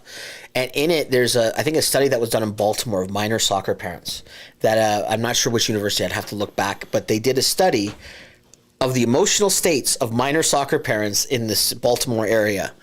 And they found that the most prevalent emotion amongst parents while their kids were playing was not pride, was not happiness, was not joy, it was anger and stress. Wow. Like, state of the game right there, right? Yeah. Like, if watching your 11-year-old kid play soccer in a community league or whatever level is causing you stress and not sort of like, hey, I'm sitting here, I'm just enjoying it and seeing what my kids will pick up from it.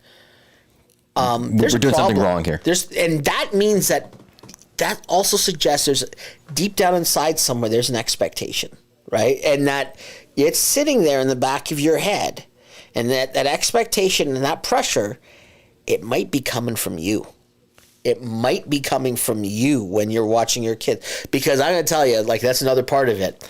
A lot of parents I see in minor sports, there's a lot of failed dreams out there that are being lived through their kids. Yeah. A lot of failed dreams being lived through their kids. The amount of, let's say, from soccer, like Edmonton minor soccer had to put a rule now, but it's not very well followed, and only in the top tiers is it enforced. No coaching from the sidelines. So no screaming shoot at your kids. No screaming get back or whatever, because you don't even know what formation the coach Right. has set up for the kids, that maybe they're in the right spot. You think they're in the wrong spot, but you're not coaching the team. And why should they be shooting from 50 yards out? Because that's a bad idea.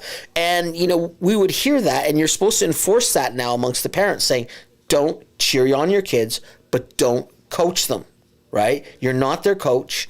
Don't tell them what to do, because they get mixed messages. And when mom or dad is yelling really loud at them, and I've seen it, they get confused out there. And this is part of that problem of parents living their But I've seen actually parents thrown out of games now because they won't let it go. They won't let it go. And the referee stops the game and says, you need to stop coaching your kids. It's not that they're yelling or abusing. So you stop telling your kid what to do on the field. Because part of that, too, is they have to learn by making mistakes. They have to learn by playing. Yeah, You also have to learn, like, you play for a coach, you play for a coach. Whatever the coach says, the coach goes. And if you go higher level even, you can't do that. Like, the coach is dictating it. You got to follow the coach. Amanda Visick's work. The 5 things kids hate the most: being yelled at, not being played, sitting on the bench, a couple others. But one of the top 5 things kids hate worst: the ride home with the parents. Really? Yeah, that was from the mouths of babes. That's not her and her researchers. That's legitimate feedback from thousands and thousands and thousands and thousands of young kids. One of the top 5 things kids hate the most is the ride home with the parents after the game. Why didn't you do this? Why didn't you do that? You should have done this. Should have done that, right? And there's a big difference between It's the film room of the professional athlete, but right. for the kids. And again, this is all just food for thought for everybody, right? If we had I think if we had a goal here today, it'd be to get people thinking about things they might not be thinking about for sure. But yeah, no, it's real. Well, actually, with that, we had just 2 texts actually come in. One came in from Waddy in Cloverdale. Phenomenal hangout. I don't have kids, but have lots of buddies who've gone through this or are handling this, heading towards this.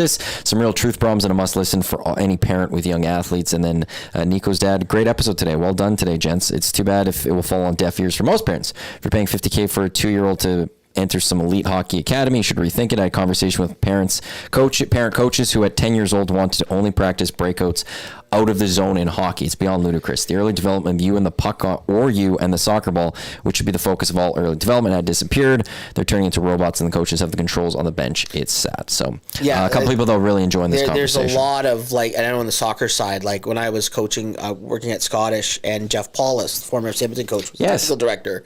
He told me no X's and O's because he knows me, right? He says, you're going to have like 10-year-old girls or 11-year-old girls. Your work is, can they make a pass? Are they moving the ball? Love it. Right? But he says, and he actually said to me, even when we're playing, I don't want you overcoaching. Like, let the girls make mistakes. Let them learn from playing. If you're always correcting stuff, it's not like they have to learn it themselves, that this doesn't work. Like, trying to dribble through 3 players doesn't work. They have to get that hockey sense themselves and the intelligent soccer sense or whatever sport. And it's also, big part of it is like, the amount of Canadian players that went to Europe and now because they're now the coach, like there's players I covered, I used to broadcast, who are now like coaching my daughter, right? And it's like, and I've talked to them about their experiences, and they said like that then they would go to like the Netherlands and they would be like, why aren't you in Canada, did they not teach basic skills? Like it's like X's and O's and things like that, but they're like, do you know how to pass to a downhill foot? I'm like, no, what do you mean? Like, you don't pass the downhill foot so that you're already moving into the pass, right? And he says, like, I'm looking at them like they've got a second head, and the Dutch coach is looking at me. You're supposed to learn this when you're like 4, right? Like passing to the downhill foot. Oh my gosh! Like it's like this is basic skill stuff. Hey, I would love to talk to those guys. This would be a great roundtable, getting some of those dudes on, if we had a roundtable about this. Because this, like, for me, this is one of the most important conversations in sport. And I really do say that. But that is interesting, Steve, because, I wonder, and we have academies in Europe too. So it's pretty cool because in my role, I get to intermingle with the other sports. The amount of time they spend practicing there compared to playing is absolutely opposite of what we do. At every single age group, they actually practice and play a game. We play games. Let's throw into practice. And that's why I think that what you just said is maybe just a reflection of that, man. Do you think? Yeah, and I think Jeff said, like, a lot of the training we should do should be open-ended with soccer. Like, in the sense that kids have to learn there's more than one solution to a problem. Right. Like, there's more than one way to stick this ball in the back of the net, right? Like, if one path is taken away and you're only teaching, like, say, one type of breakout, right? And the other team's figured it out, you're like, well, what do we do now?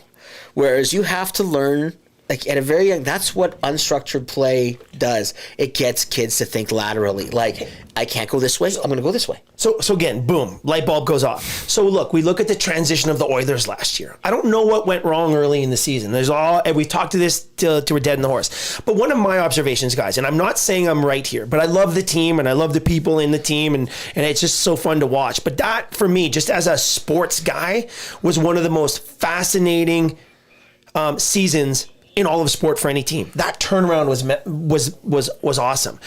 Could it be, and I'm just throwing this out there, and I'd love to hear from everybody, but could it be that early on they were so structured and they were so calculated, but then all of a sudden you get a coaching change, right? And now the attitudes change. And I don't know if it was just me, but I thought I observed just more creativity on the ice, just more freedom and creativity. Chris had said this when he came in the first day in the press conference, and he said, when I saw the Oilers from afar, when Chris Knobloch came in, he said, I saw a team that was afraid to fail. And it's not that they, he actually said, to your point, I didn't see a team that was making bad risks. I saw a team that wasn't taking enough risks. Like, I saw a team that had kind of, players were not playing with, like, to their strengths. Like, the Oilers, he said, are a team of risk takers. And sometimes it's not going to pay off, but when you're afraid to take those risks, all of a sudden you become very predictable, and you start squeezing. He said this team is squeezing the sticks too tight, and you could see with the changes with Paul Coffey coming into the defense. Yeah, Evan Bouchard goes from struggling to like a guy you think is going to be a regular Norris Trophy guy, right? Because the reins are off. Like, stop thinking about failing and start thinking about succeeding. They just looked free to me. One of the stories that has been reported on is, I guess, with Jay Woodcroft, it was very much iPad always out, dissecting every play, everything you do. And the players were overthinking everything that they were doing and thinking too much and trying to do the perfect thing, because otherwise they're going to have to hear from Jay about you didn't do the right thing. And then Chris came in and it wasn't as much of that. They were a little more free on the ice to do things, and they weren't thinking as much. What a great lesson learned from the pros, right? We were just talking when you were taking your bathroom break, Maddie, because your bladder is so tiny, like half a beach beer. I cracked a seal.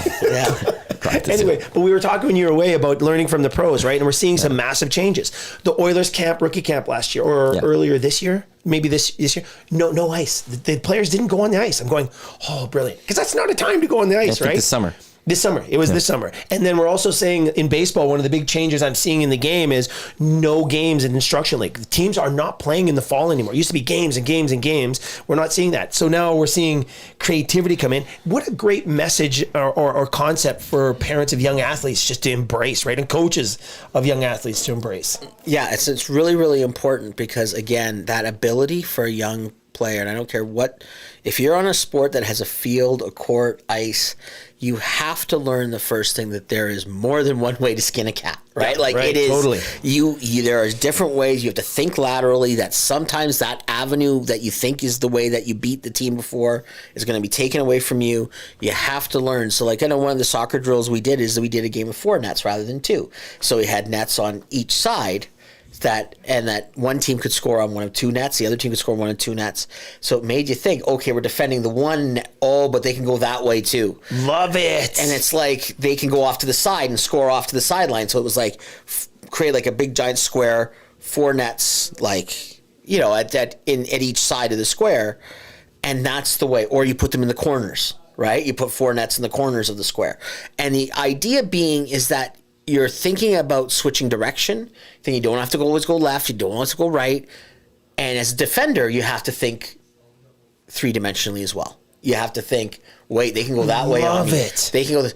And at some point, you stop coaching them and just let them play on that drill and just say, see how certain players react. See how certain players adapt to it. Which players are always staying to the right side, which players to the left, which players are embracing movement, which players are moving the ball around. That's where you start understanding some things. And I noticed that and again, on the minor soccer side in Canada, one of the big failings is that we always look for the athlete. Like, we're always looking for who's the fastest kid, who's the strongest kid, who's the kid that looks really good beating 3 players. But the players that tend to get punished are the ones who are like the pass first, I see that opening, I see that opening, I see that. And those are the players the coaches kind of go, wait a sec. Even though those are the players later in life are the ones you want because they slow the game down in their heads. They're like, okay, I'm going this way, going that way. And sometimes those things don't emerge at a very young age because the players who are kind of the pass first players sometimes fool the athletic ones who think that you're going to go down the field and probably beat 3. Wait, you just sent me a pass. Why? I don't understand. Or you pass backwards. Why would you do that? Right? Like, my daughter used to get hecked for passing backwards. But like, well, I watch this on television all the time. Players do it to retain possession. And it's like, it's that mentality has to change because we don't think the game very well because, again, not enough unstructured play where we're thinking about different ways to open the key, open the box. By the way, Paul Quantrill, back to that, 14 years. 14 years. His son Cal plays for the Rockies. Yeah. So there you go. Yeah, and it's great. And you talk to Cal or anybody, talk to Paul or anybody who's around him. He is a huge proponent of really managing youth sport, and he's dead against year-round baseball. Like, he understands the value of preparing physically for the game, but yeah, just one of those huge proponents of the game. Great Canadian player too. This is the EST Hangout on Edmonton Sports Talk. Matthew Iwanyk, Jeff Krushell, Steve Sandor with you here. Want to get to Road Warriors, which is brought to you by AccuSteel Heavy Haul Trailers, custom manufacturing heavy haul trailers for mining, oil and gas, equipment, and heavy transportation. Quality, innovation, integrity, trusted by the leaders in the heavy transport industry. Get on the road with peace of mind for your large loads. AccuSteel.ca. The Edmonton Elks will look to be Road Warriors this Sunday as they take on the Montreal Alouettes out in Montreal. 5 o'clock that gets going. Grin and Gold kickoff show with myself and Jay Milne from Centric Casino Sports Bar and Lounge. That gets going at 4 o'clock tonight. You got the Ticats of the road team against the Bombers, while tomorrow the Lions head to Ottawa to take on the Red Blacks. In Premier League action this weekend, my United are on the road, Manchester United against Brighton, while your Arsenal, they're taking on Aston Villa. The team that ruined our season last year. Which team? Aston Villa beat Arsenal twice last year. Unai Emery had his revenge, and that one stinking point would have been all you guys needed to win the title. It's like you dominate, like Arsenal dominates the PFA team of the year, dominates statistically every category. I still believe that on paper, I know there's the Man City people that will scoff at me. I think on paper, Arsenal are a better team. They're not as deep. This year or last year? This year. And they're not as deep. That's the issue. But yeah, Aston Villa is after last year. Aston Villa is the new Stoke away for Arsenal. It is the one that, honestly, Aston Villa worries me more than if they had to go play Man City on the road. It's just that Aston Villa has them figured out. Wasn't that a 0-0 draw last year? Yeah, it's a better result. Better result than losing. No, I'm just trying to remember because that was Arsenal beat, that was like Easter weekend or something like that. Arsenal beat Man City at home. Arsenal, that was on the Martinelli goal. My Man United play like 2 straight weekends at like 5:30 in the morning. I won't be waking up for those ones. Let me tell you that. That's the wonderful thing about the days of PVR, eh? Yeah. Like the days of having to get up and 5 in the morning. Those 5 a.m. games are brutal. Actually, next Sunday, United takes on Liverpool. I still remember that World Cup in Japan where I switched my time here in Edmonton, that I lived on Japanese time for a month, that I was up all night, slept all day. That's dedication. I was a young kid at that time, so I was waking up for a lot of matches. And trying to find places that were open at 4 in the morning to watch. I remember going to the Irish club, and that was fantastic. I think it was Cameroon versus Ireland at 4 in the morning, and it was fantastic. Just such a great atmosphere. What was the place on White Elephant Castle? Elephant Castle. That was the big soccer place, wasn't it? It was. Yeah, and then losing them was a pretty big deal when it comes to I gave soccer. them a lot of the scarves that were on this side. So. Yeah. That was. Well, who has them now? I don't don't know where they are. So have you been to a big game? Oh yeah, I've seen. I've got a seen. Bucket list for me, man. It's It's a must see. Yeah. I have been to London to see the Arsenal, so it's but I saw them in Highbury in the old stadium, and that was like a thrill. I've seen a few big international games there. Clearly want to. You said it's a different thing. It's a different animal. Definitely want to take my daughter to have that experience because she wants to, and she definitely wants to see the Arsenal women play. She wants to, that's her thing. And I think what they've done with the Women's Premier League is a lesson. And I was talking to Matt about this, how the NWSL here has had to react to the fact that it's lost so many players now to Europe because the women are deciding to play in Europe instead, and they've made some radical steps. And I wonder if it's a first step, but it's the first league. They abolished the draft this week. Well, I want to get into that's actually the next thing I was wanting to get to, which is the Hangout headlines brought to you by the Ranch Golf and Country Club, offering premier conditions, top net service, unmatched value. Book your tee time visiting theranchgolf.com. You DM'd me the news yesterday of this. I hadn't seen it. The NWSL getting rid of drafts, getting rid of expansion drafts, and when it comes to trades, the player basically has a no trade clause. Yeah, every player has a no trade clause. They have to approve a trade. It's no different than a transfer in Europe, that it has to be done through the player and the agent. Really? This is the first step I think we've ever seen in North America of the approach to shifting to a European model. Yeah, I'm just going to call it a global model because it's just North America that sticks out. And I've written about this quite a bit in the past because I'm totally, anyone who knows me knows I'm terribly anti-draft. I think the draft is I will say it's a. And people will say to me well, how can you say that when kids are signing bonuses of 7 digits and stuff like that? How can you say that this is slavery or this is but you're telling people what they have to do with their lives. I'm sorry, and there's laws in the States, and this is the thing that's really interesting. In any other practice, and I've used this example, just imagine you're the best law student at Harvard Law School. Finish top, you do all this volunteer work, you spend all this time, you have everything, and then they tell you graduated top of class, and Saul Goodman in Albuquerque, New Mexico, you have to go work for him at the worst law firm in all of America, and he's got 3 years of negotiating rights with you. You can't go anywhere else, and you have to sound really happy about going there because he's the worst law firm.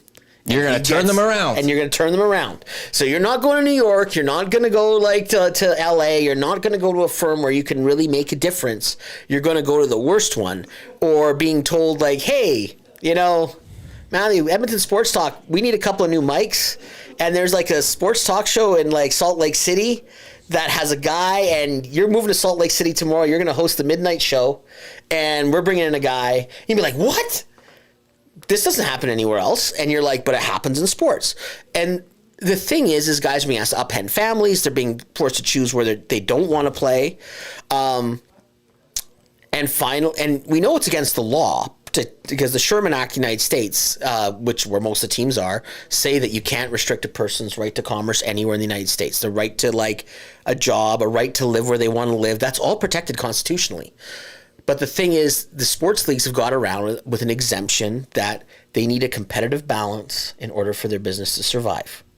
And then sports leagues are really funny. They tend to call themselves, like the NFL, a business when it suits them, and when it doesn't suit them, they say, "Oh, we're a nonprofit association of 32 separate businesses." So when it suits them, they're a business on their own. When it suits them, they're a conglomeration of 32 independent business contractors who each run their teams. That's the way that stadiums get built. That's the way they get around tax laws. That's the way that they have certain things that have, that certainly always seem to benefit the sports league. The draft, the first the NWSL, and people say it's a small step. It's the first one to say, no, we're not doing it anymore. Like, we have salary caps in sports. So they already have controls about how much they can spend, who they can get. And if a team wants to say, give Connor Bedard $20 million right off the bat, they have to fit that in the cap, and they will find that somewhere else.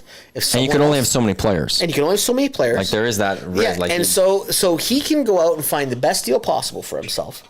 Because you know what? If you're the best at what you do, and if coming out of your prep program, out of universities are supposed to prepare you for the best career possible that you can have, right? And like a lot of this stuff is just ludicrous on the controls and stuff that we put on athletes. Plus, I'm going to tell you, and I've said this before, drafts are really boring. They are the geek out stuff where it's like, get a life. Out. It is like the Saturday Night Live with William Shatner where you're saying, have you ever kissed a girl? Right? Like this is the thing where, when I see when guys are like watching the draft, I'm like, you're watching people pick things out of you're watching someone that I could just watch the news tomorrow and say, oh yeah, the Oilers got this guy and this guy and this guy.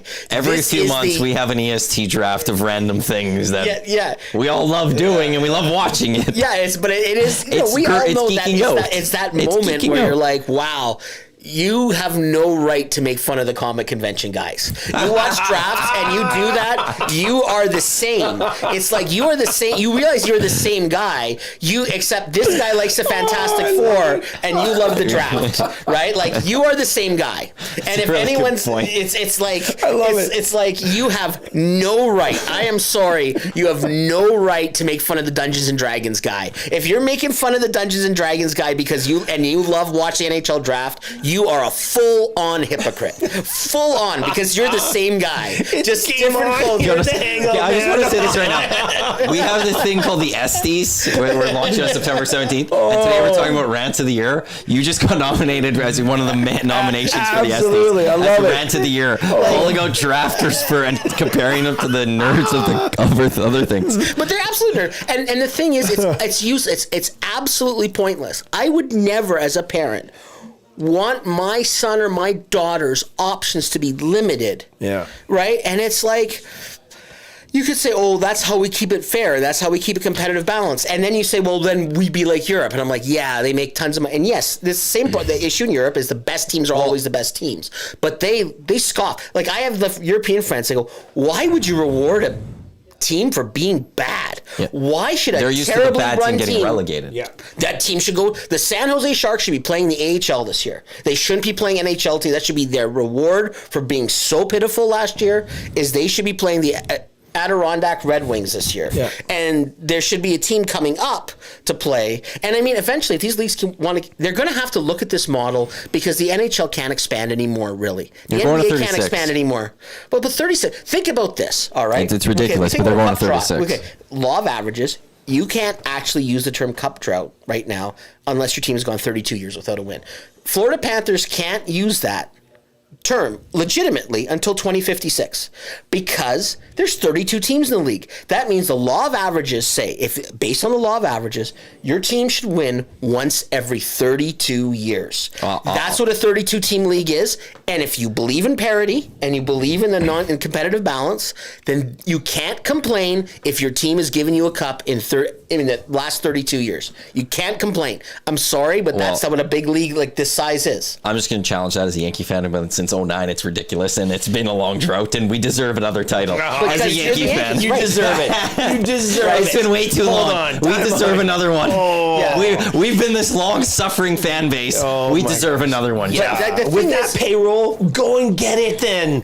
And you guys can't. You can't get it done. Why, and I mean, that's why North American sports teams are so obsessed with things like fan experience. Yeah. About having nice rinks, about having because they understand that winning is rare. It's not like where there's an expectation, where we're talking about Arsenal, United, and Man City. There's an expectation. Like, as an Arsenal fan, top two is going to happen. Right? It should be. It should be them City. And it's sort of like, I understand that if Arsenal call some of the best players in the world, their agent's going to answer the phone. Yep. It might not necessarily come, but the agents are going to answer the phone saying, yeah, I'm interested in playing for you guys because, like, you're one of the elite programs. Just like with Real Madrid, whatever Real Madrid wants, they get. Yeah. Right now, everyone wants Real Madrid. Sure, why not? And it's the power that comes with, and yes, you can argue that the smaller clubs, yes, they struggle, they go down, but the thing is that there's this whole idea in something we brag about, that sports is supposed to be competitive.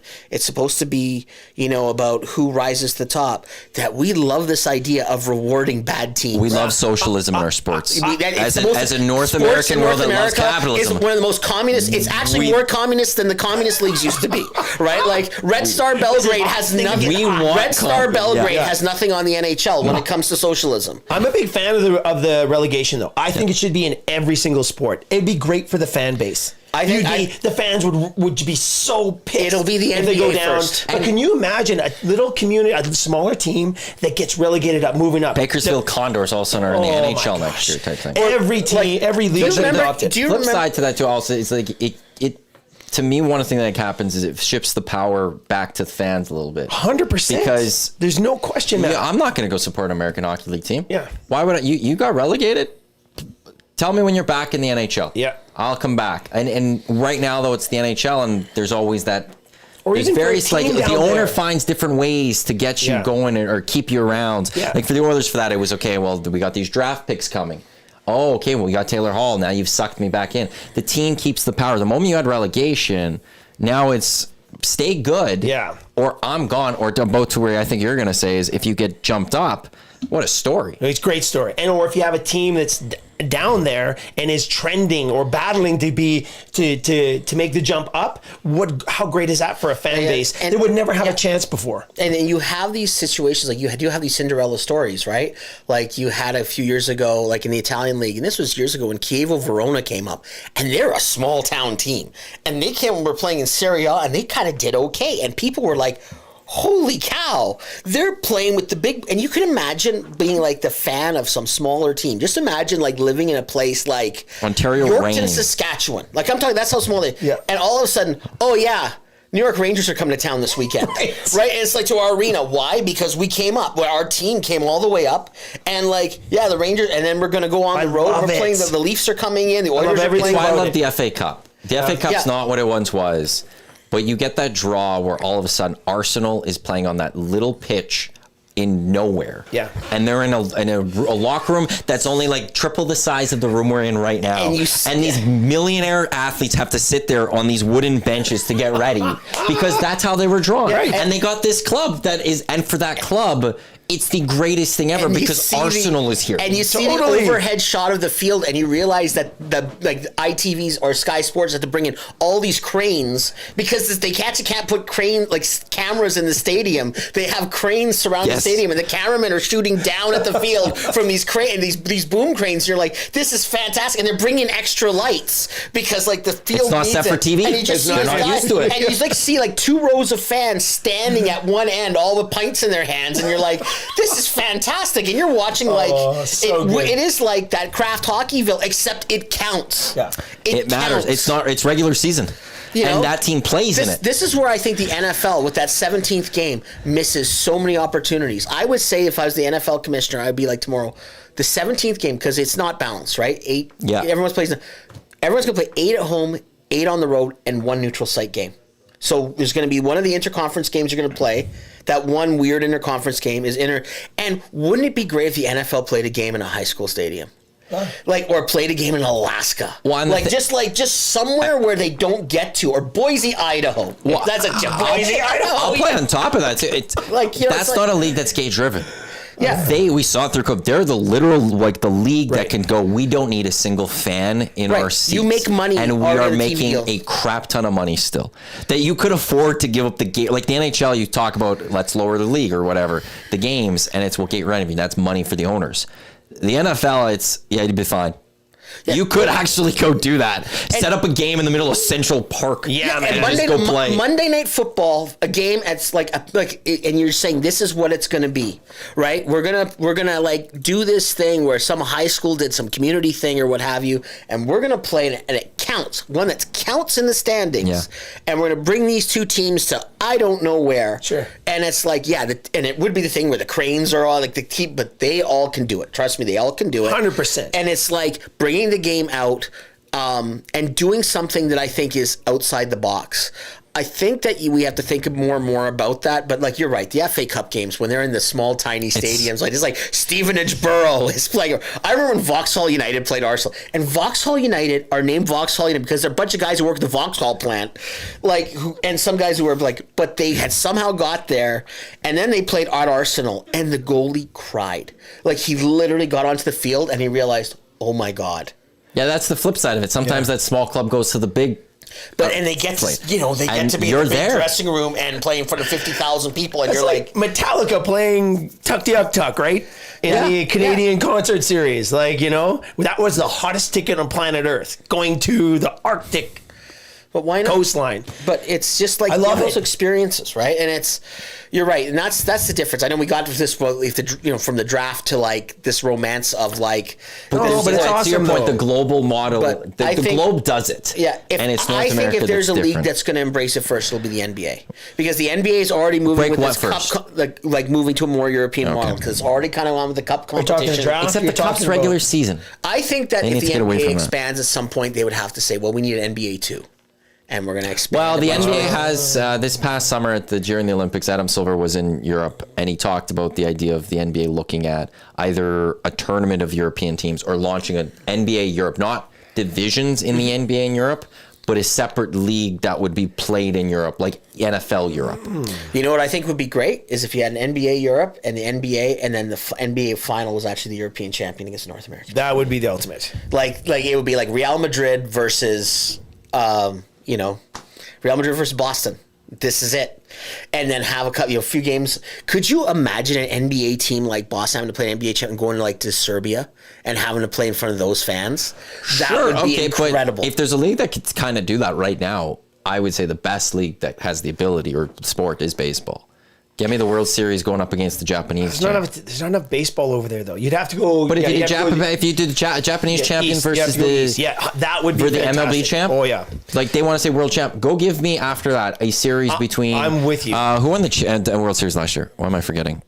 It was Texas. Thank you. It was one of the most forgettable World Series of all time. It was Texas and Arizona, and I had to think about that for a second. Yes, but go give me, and then in December, Texas Rangers taking on whoever won the Japanese league in a best of 7, and give me a world championship, a true world championship between those two leagues. Yeah, there's just not, the schedule doesn't allow it though. It would be awesome. Yeah. I'm with you.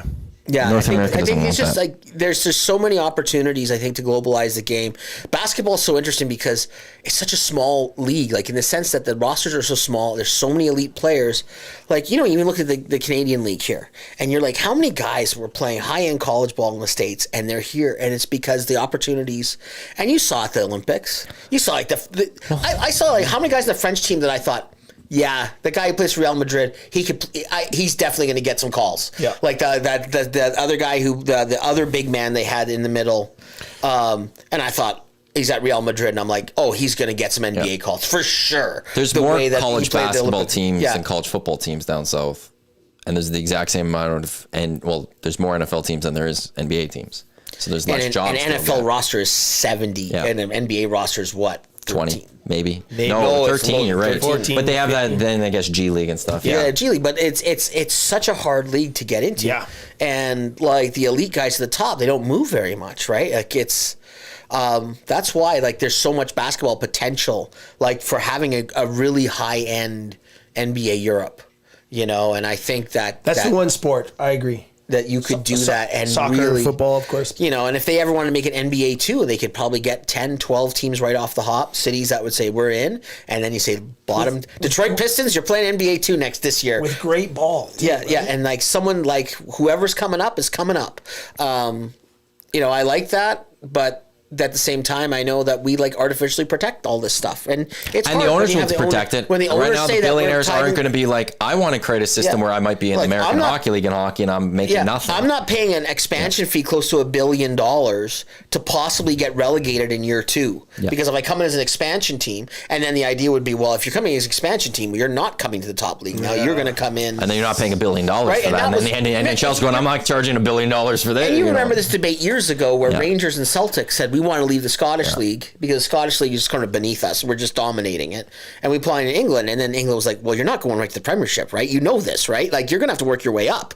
And they're like, well, but we're Rangers and Celtic. And we're two of the biggest brands in the world in terms of soccer. We still have giant global fan bases. For sure, we probably wouldn't start you in the Blue Square Premiership, but you'd have to start somewhere. That's not the Premier League. You don't just get into the Premier League, right? And this has been always this big stop of the Scottish teams coming in, is how would you amalgamate those things if those teams ever wanted to come in?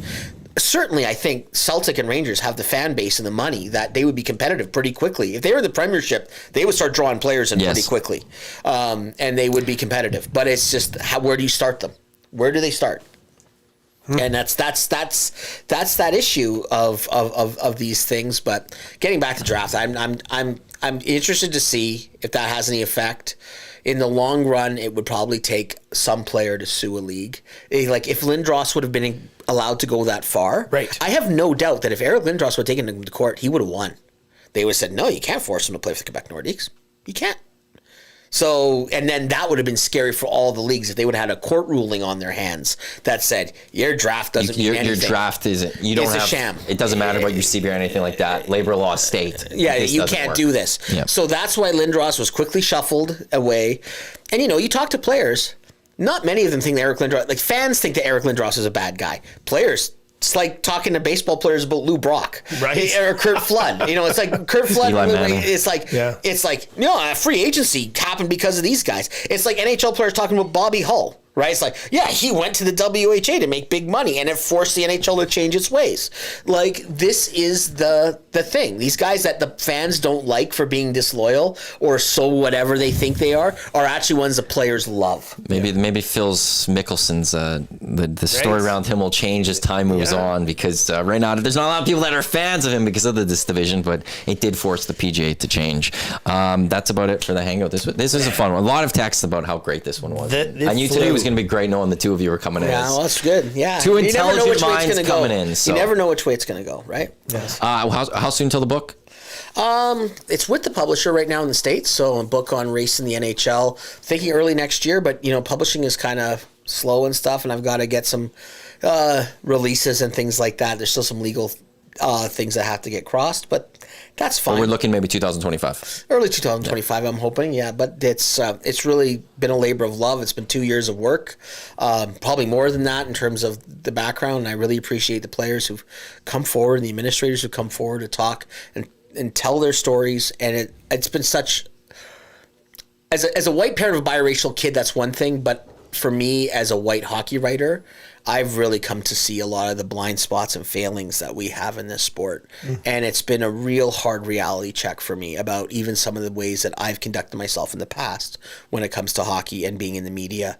And I think, it's a big wake-up call. It's not going to make everyone happy. I know for sure it's not going to make a lot of people happy. Edify Magazine and does some stuff with Canadian Press. Jeff, what are you up to right now? Year 19 of Krush Performance coming out this September. Friends of EST. Yes. Yeah, year 19. 19 for you. Great lineup. Guy Flaming just starting 20. Yep. Look, two of you. Absolutely. Look at you guys go. Yeah, so lots of good stuff. MLB's kicking off again as we'll start doing our traveling. And so, lots of good stuff. Awesome. Well, thanks for coming in. Really appreciate it. Coming up next here on Edmonton Sports Talk, we got the Lock Shop with Huss. No oil stream today. We're tapping out for the weekend early here at Edmonton Sports Talk. But thanks for tuning in to the EST Hangout. Like I said, Lock Shop up next. Green and Gold kickoff show on Sunday at 4 o'clock. Myself, Jane Mill, will get you set for Elks and Als. 8 o'clock on Sunday as well, 8 in the morning. Marie McCourt, Curtis Stock, they do got the VIP golf show. On behalf of Steve, Jeff, Matt, thanks for tuning in to the EST Hangout on your clear choice for Edmonton Sports, Edmonton Sports Talk. Lock Shop coming up in just a few minutes. Don't go anywhere. Let's go. There you go, right in front of the camera. First-time guest, long-time listener, fan of the original draft commissioner. Welcome to the EST Hangout presented by White Claw Hard Seltzer. The difference is clear. Matt Iwanyk, Tom Zola.